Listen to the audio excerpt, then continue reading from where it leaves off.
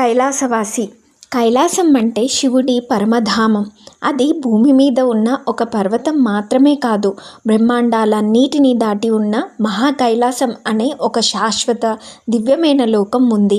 అది జ్యోతిర్మయమైన, పూర్తిగా ఆనందపూరితమైన తత్వం. శాస్త్రాలు చెబుతున్నాయి, శివుని లీలలు ఆడే స్థలమే కైలాసం. శివుడు చేసే 5 మహాకార్యాలు. అవి సృష్టి, స్థితి, సంహారం, తిరోధానం, అనుగ్రహం. ఇవి జరిగే విశ్వకేంద్రం మహాకైలాసమే. యోగ దృష్టిలో కైలాసం. యోగంలో కా అంటే శిరస్సు, అంటే సహస్రార చక్రం. ఈ సహస్రారంలోనే శివశక్తుల లాస్యం, దివ్యకాంతి విరాజిల్లుతుంది.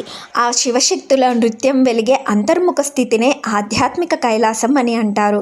కాబట్టి కైలాసం బయట ఉన్న పర్వతం మాత్రమే కాదు, మన శిరస్సులో ఉన్న సహస్రార దివ్యస్థానం కూడా కైలాసమే.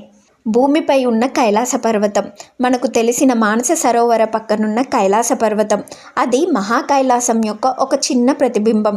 దేవతలు కూడా ఆ మహాకైలాసానికి నేరుగా వెళ్ళలేరు. వారు కూడా ఈ భూమిపై ఉన్న కైలాస పర్వతం వద్దే సాధన చేసి శివుని అనుగ్రహం పొందుతారు.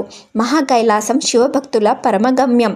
ముక్తులైన శివభక్తులు చేరేది వైకుంఠం లేదా మణిద్వీపంలో ఉన్న మహాకైలాసం అనే అత్యంత శివమయ లోకం. జ్ఞాన దృష్టిలో చూస్తే సచ్చిదానంద బ్రహ్మానుభవం అంటే పరిపూర్ణ శాంతి, జ్ఞానం, ఆనందం అనుభవించే స్థితి. అదే నిజమైన కైలాసం. శ్రీమాత్రే నమః.